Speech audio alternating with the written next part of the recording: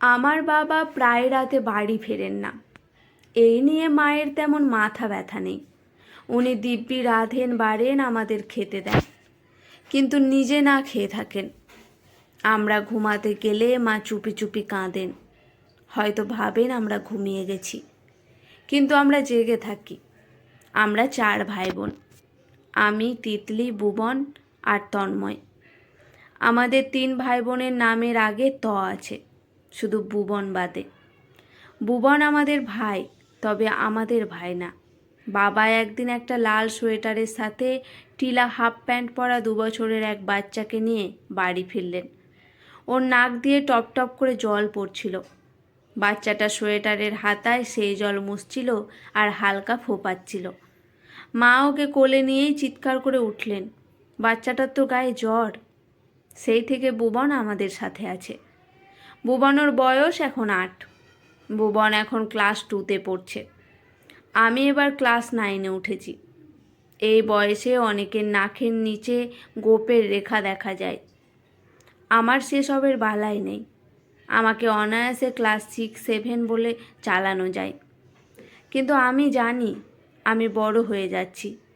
ব্যাপারটা খুব গোপন, কাউকে বলা যাবে না।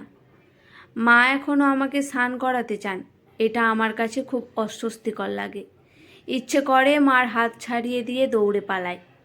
মাঝে মাঝে যখন মা জোর করে গায়ে জল ঢেলে দেন, আমি চোখ বুজে পাশের বাড়ির তনুকে অনুভব করি, যেন তনুই আমার গায়ে জল ঢেলে দিচ্ছে। আমি জোরে নাক টেনে তনুর গায়ের গন্ধ নিতে চাই। মা গালে ঠাস করে থাপ্পড় দিয়ে বলেন, কি করছিস হারামজাদা? নাকে জল ঢুকলে মরবি। আজ 3 দিন পরে বাবা এসেছে। তার বাম চোখটা ফুলে আছে। মা চুপচাপ বাবার গায়ে রসুন তেল গরম করে ডলে দেন। চুপি চুপি চোখের জল ফেলেন। বাবা মাকে বাজে ভাষায় গালি দিয়ে বসেন। এত ফ্যাঁচফ্যাঁচানির কি আছে? এটা কি নতুন? পকেটে নগদ টাকা ছিল না, তাই অল্প ডলা খেতে হয়েছে। এই নিয়ে তো এত মন খারাপের কি আছে? এরপরে বাবার মন নরম হয়ে আসে। ভাত খেয়েছো? মা চুপ থাকেন। বাবা কখনো জিজ্ঞেস করেন না আমরা খেয়েছি কিনা।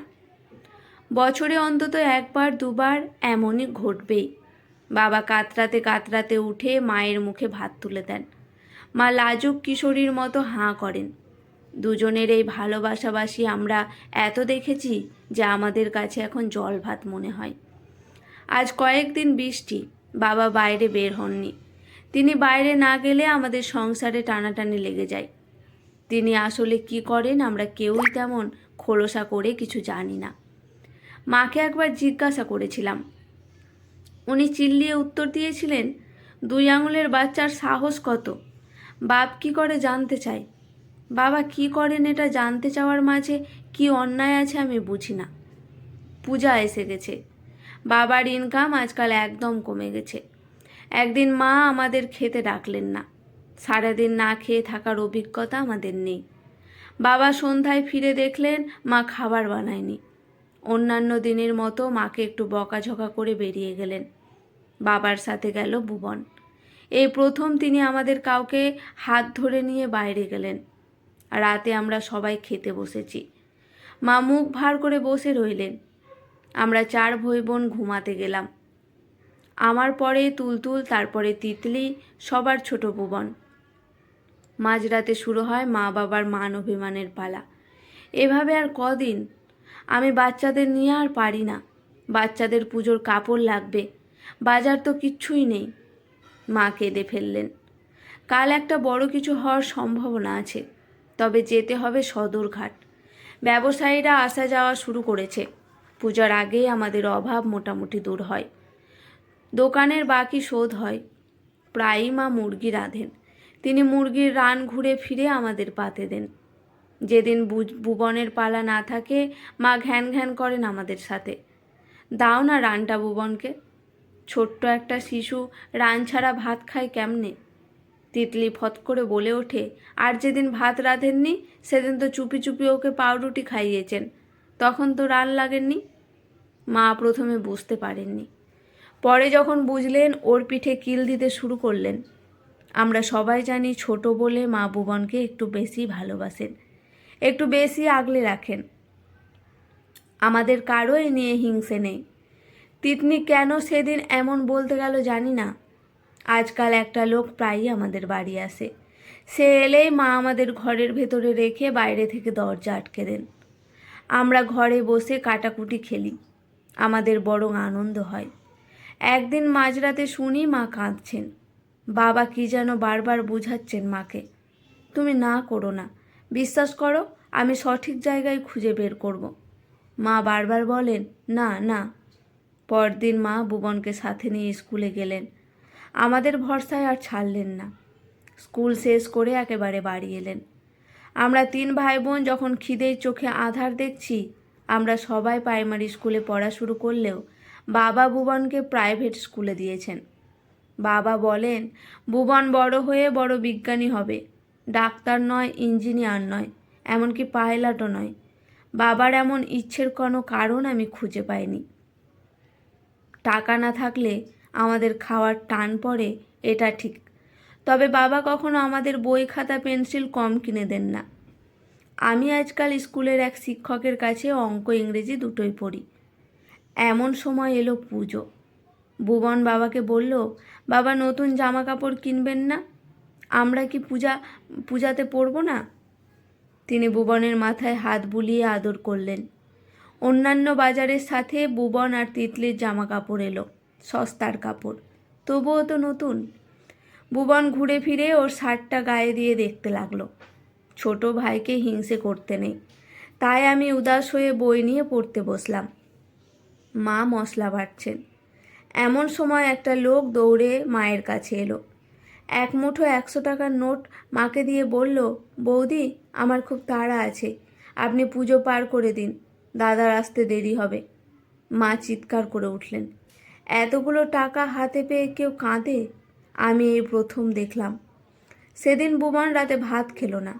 বাবা কখন আসবেন, এখন ভাত খাবে, এসব বলতে বলতে ঘুমিয়ে গেল। বাবা ফিরলেন 1 মাস পরে। বাবার পাঠানো সেই টাকা পূজা খরচ না করে মা তার বাবার পেছনে খরচ করেছেন বলে বাবা খুব রাগারাগি করলেন। ভুবন এত শুকিয়ে গেছে বলেও রাগারাগি করলেন। দোকান থেকে ডিম কিনে এনে মাকে ডিম রান্না করতে বললেন। সবার জন্য আস্ত ডিম বাবা আগেই হুকুম দিলেন। ডিম আলু সেদ্ধ হওয়া মাত্র বাবা সেখান থেকে একটা ডিম তুলে ছাড়িয়ে যত্ন করে ভুবনকে খাইয়ে দিলেন। ভুবন সেখান থেকে এক টুকরো ডিম বাবার মুখে তুলে দিল। এই প্রথম আমি বাবাকে কাঁদতে দেখলাম। তিনি বলে উঠলেন, আজ সবাই এখন ডিম সিদ্ধ খাও। একদিন দুপুরে মা ঘুমিয়ে আছেন। হঠাৎ বাবা ভুবনকে হাতের ইশারায় কাছে ডাকলেন। নিজের হাতে ওর ধোয়া শার্টটা পরিয়ে ওকে বাইরে নিয়ে গেলেন। মা ঘুম থেকে উঠে ভুবনকে দেখতে না পেয়ে চিৎকার করে কাঁদতে লাগলেন। বাবা ফিরলেন সন্ধ্যার পরে, কিন্তু একা, ভুবন সাথে নেই। মা দৌড়ে গিয়ে বাবাকে এলোপাথারি কিল ঘুষি মারতে মারতে জ্ঞান হারালেন। এমন কাণ্ড আমরা কখনো দেখিনি। ভয়ে আমরা 3 ভাই বোনও কেঁদে কাঁদতে লাগলাম। মার জ্ঞান ফিরল মাঝরাতে। আমরা সবাই মাকে ঘিরে বসে আছি। বাবা ঘরে নেই। মা বিছানা থেকে উঠে আবার জিজ্ঞাসা করলেন, ভুবন আসেননি? আমরা বললাম না, ভুবন নেই। এটা আমাদের 3 ভাই বোনের মেনে নিতে কষ্ট হচ্ছিল। মাকে কি করে সান্ত্বনা দেব? আমরা কেউই ভালো বুঝি না।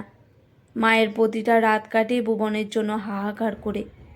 মা আজকাল খাওয়া দাওয়া ছেড়ে দিয়েছেন। বাবা ভাতের লোকমা পাকিয়ে মুখে তুলে দিতে চাইলে উনি বাটি দা এনে নিজের গলায় চেপে ধরেন। আমরা ভয়ে চিৎকার করে কান্না শুরু করি।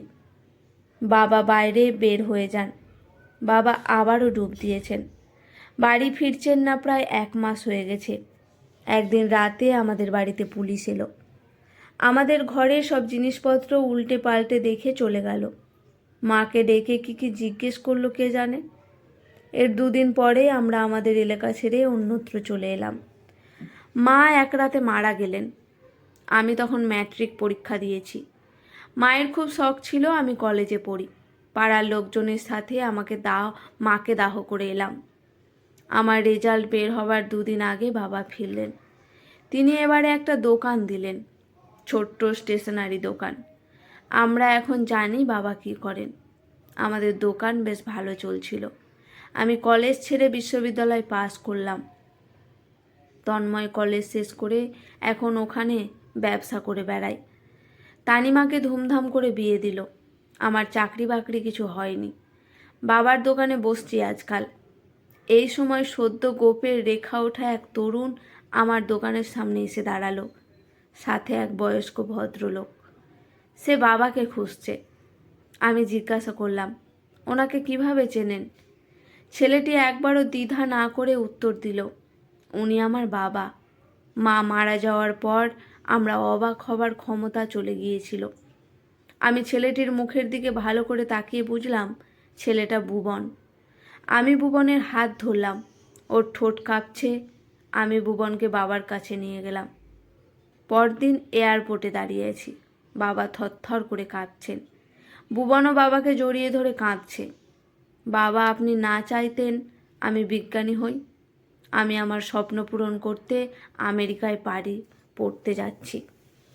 আমি আপনার স্বপ্ন পূরণ করে ফিরে আসব। ততদিন আপনি শুধু বেঁচে থাকবেন, আমাকে কথা দিন। আমার বাবা কথা দিলেন তিনি বেঁচে থাকবেন। যিনি অভাবের তাড়নায় অন্যের পকেট কাটতেন, ধরা পড়ে মাঝরাতে গণপিটুনি বা পুলিশের মার খেতেন, বছরে অন্তত 1-2 বার কারাবাস করতেন, একদিন তিনি একটি শিশু কুড়িয়ে পান। তারপর বহু কষ্টে সেই ছেলের ঠিকানা খুঁজে তার বাবা মায়ের কাছে ফিরিয়ে দেন। ভদ্রলোক এসে ভুবনের হাত ধরেন, বাবাকে বললেন, আশীর্বাদ করুন। আমার বাবা তার পবিত্র দুহাত তুলে তার সন্তানদের জন্য আশীর্বাদ করলেন। আজকের গল্পটি এখানেই সমাপ্ত। গল্পটি ভালো লাগলে পাশে থাকবেন, চ্যানেলটি সাবস্ক্রাইব করবেন, লাইক করবেন। ধন্যবাদ।